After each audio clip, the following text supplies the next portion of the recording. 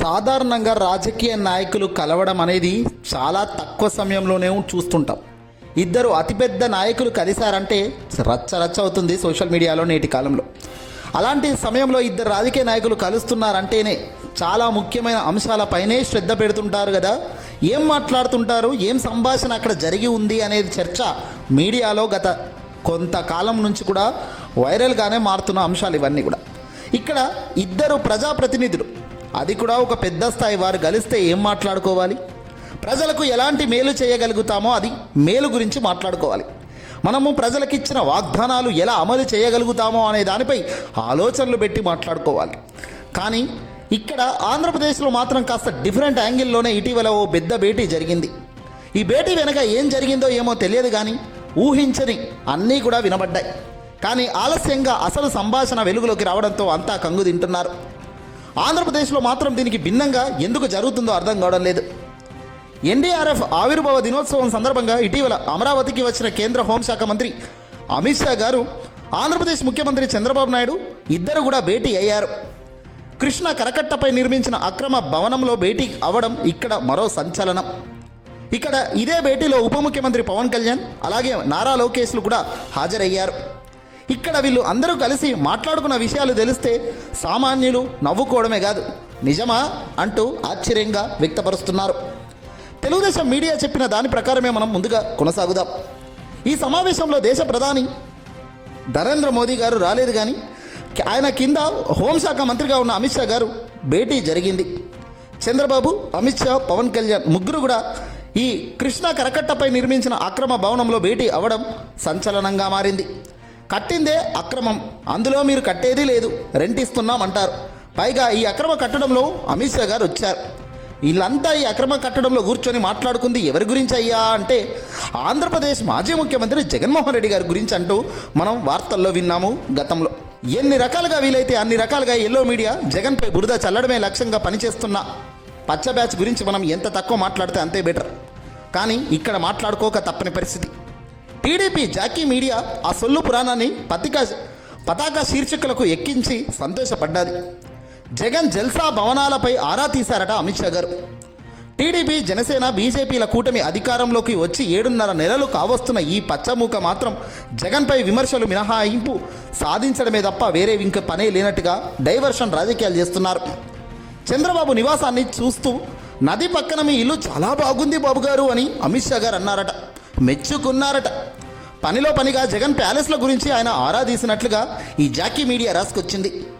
అది చూస్తే ఒకటి మాత్రం స్పష్టమవుతుంది, అమిత్ షా మాజీ ముఖ్యమంత్రి జగన్ ఇంటి గురించి అడిగి ఉంటే అవకాశం లేదు, ఎందుకంటే అది అక్కడ టాపికే కాదు. కానీ విజయవాడలో ప్రకృతి వైపరీత్యానికి కారణమైన చంద్రబాబు తన ఇంటి గురించి హోంమంత్రి అడిగారన్న సమాచారమే బయటకు వెళ్తే అది తమకు చాలా ఇబ్బంది అవుతుందని ముందు ప్లాన్లో భాగంగానే టీడీపీ నేతలు పనిగట్టుకుని మళ్ళీ ఇదిగో ఇలా అబద్ధాలు ప్రచారం చేసి ఉండాలి. విజయవాడ వేదికగా జరిగిన ఈ తంతు ఎన్నో రకాలుగా మలుపులు తిప్పింది. జగన్కు హైదరాబాద్లో 100 గదుల ప్యాలెస్ ఉందని టీడీపీ నేతలు చెబితే అమిత్ షా చెవిలో పువ్వు పెట్టుకొని విన్నారన్నమాట. ఈ సోది రాసిన పత్రిక వారికి నిజం తెలియదా? 4 బెడ్రూమ్ల ఇల్లు ఉండే 100 రూమ్లను వీళ్ళు రాస్తారా? జగన్ ఇంటి గురించే నిజంగా సమాచారం కావాలంటే నిమిషాల్లో తెప్పించుకునే శక్తి, సామర్థ్యం, బలమున్న వ్యక్తి అమిత్ షా కాదా?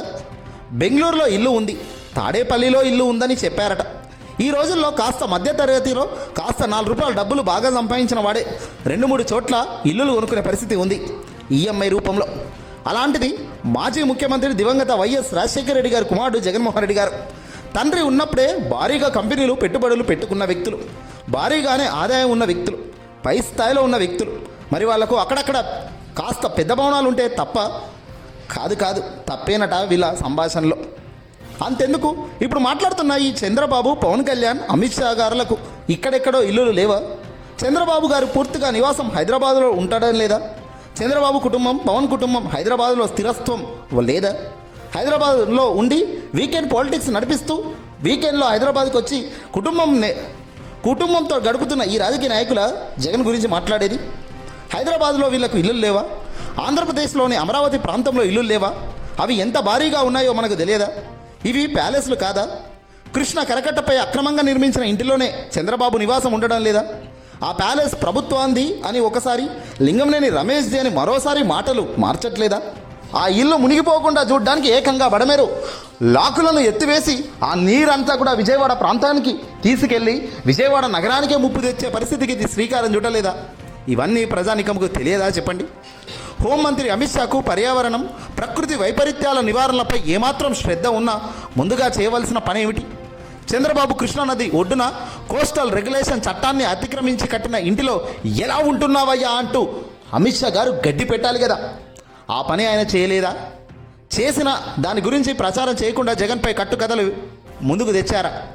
చంద్రబాబుకు జూబ్లీ హిల్స్లో ఉన్నది ఎంత పెద్ద ప్యాలెసో ఆ రోడ్లో వెళ్ళి చూసిన వారందరికీ కూడా అర్థమవుతుంది. ఆ భవన నిర్మాణానికి ఏ దేశాల నుంచి వస్తువులు తెప్పించారో ఆ రోజుల్లో పలు వార్తలు కథనాలు కూడా వచ్చాయి.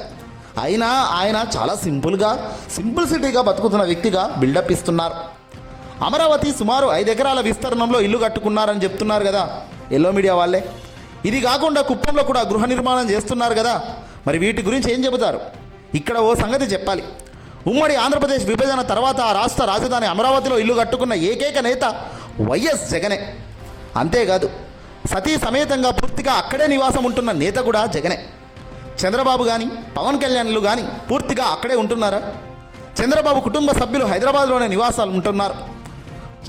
ఇది తప్పని చెప్పడం లేదు మేము, కానీ ఎదుటి వ్యక్తి మీద మాత్రం బురద వేసి సంతోషపడుతుండడమే దారుణం అనిపిస్తుంది. అమిత్ షాకు మరో విషయం గుర్తుకు రాలేదా? ఈ మధ్యకాలంలో ఏడీఆర్ నివేదిక ఒకటి వచ్చింది కదయ్యా. అందులో ఏకంగా చంద్రబాబు నాయుడు గారు 931 కోట్ల ఆస్తితో అత్యంత ధనికుడనని, అత్యంత ధనిక ముఖ్యమంత్రినని వెల్లడించారు కదా. మరి దానిపై హోంశాఖ మంత్రి అమిత్ షా గారు వివరాలు అడిగి తెలుసుకోలేదా?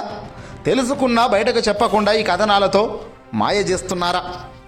ప్రధాని మోదీతో పాటు అమిత్ షా కూడా 2019 ఎన్నికల సమయంలో చంద్రబాబును ఉద్దేశించి అవినీతిపరుడు అని తీవ్ర స్థాయిలో విమర్శించారు కదా. మళ్ళీ పొత్తు కుదరగానే నీతిమంతుడు అయిపోయాడా? అలాగే చంద్రబాబు కూడా వీరిద్దరిని ఎన్ని మాటలు అన్నారు. జనం ఇవేవి గుర్తుకు తెచ్చుకోరాదన్న ఉద్దేశంతో జగన్పై డైవర్ట్ చేస్తుంటారు ప్రతిసారి. అమిత్ షా మరుసటి రోజు ఎన్డీఆర్ఎఫ్ కార్యక్రమంలో మాట్లాడుతూ ఆంధ్రప్రదేశ్కి 3 లక్షల కోట్ల రూపాయల మేర కేంద్రం సహాయం చేసిందని ప్రకటించారు. ఇది నిజమా కాదా?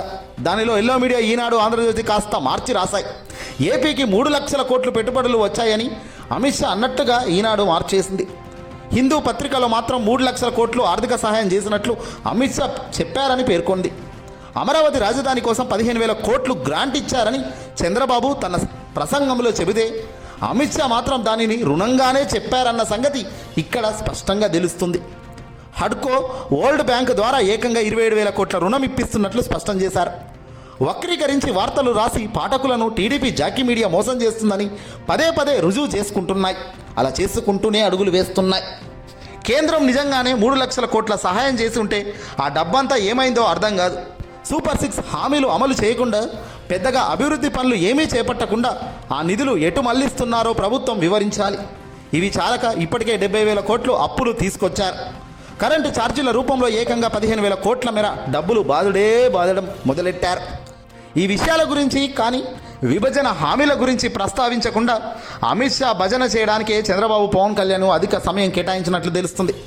ఇక్కడ వీళ్ళు కూర్చొని ఈ సంభాషణ ఏంటి? జగన్ ప్యాలెస్ల గురించే మాట్లాడారా? జగన్ మొత్తం ప్యాలెస్లు ఈ సోది రాసిన పత్రిక వారికి నిజం తెలియదా? పెద్దలు ఈ స్థాయిలో దేశవ్యాప్తంగా ఒక ఆయన, ప్రపంచవ్యాప్తంగా పెద్దవాళ్ళం మేము అని చెప్పుకునే ఈ పెద్ద మనుషులు మాట్లాడుకుంటున్న ముచ్చట్లు ఇలా ఉన్నాయంటూ నవ్వుకుంటున్నారు ప్రజానికం బయట.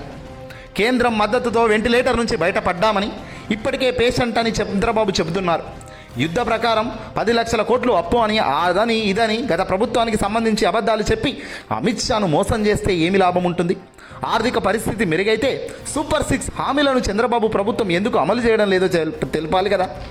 అమిత్ షాతో తమ సూపర్ 6 ఎన్నికల ప్రణాళికల హామీల అమలు గురించి ప్రస్తావించే పరిస్థితికి తీసుకురావాలి కదా. జగన్ ఇళ్ల గురించి ఇంత కీలక నేతలు మాట్లాడుతున్నారంటే ప్రజల పట్ల వీరికి ఉన్న చిత్తశుద్ధి ఏంటో తెలియడం లేదా? పోచి ఇలా పనికిమాలిన కబుర్లు చెప్పుకోవడానికి వీరికి ఇంత ఖాళీ టైం ఉంటుందా? పనికొచ్చే ఒక్క విషయం కూడా ఈ భేటీలో లేదని, కేవలం జగన్ ప్యాలెస్ల మెయిన్ ఎజెండాగా ఈ భేటీ జరిగింది అన్నట్టుగా జరిగిన ఈ సంభాషణ వెనుక ఇదిగో తీగ లాగితే డొంకంతా కదిలింది. మొత్తం కూడా చంద్రబాబు నివాసంపై అమిత్ షా ఆగ్రహమే కాదు, రాష్ట్ర రాజకీయాల్లో ప్రభావితం చేయాల్సిన నిర్ణయాలు, వ్యూహాలపై కూడా రచించారు. కానీ ఇవేవి బయటికి పోకుండా చాలా జాగ్రత్తగానే ఎల్లో మీడియా హ్యాండిల్ చేసినట్టుగా క్లియర్గా తెలుస్తుంది. ఎంతమంది ఏది చేసినా విజయం ప్రజల నుంచి వచ్చేది, ఆపడం కష్టం.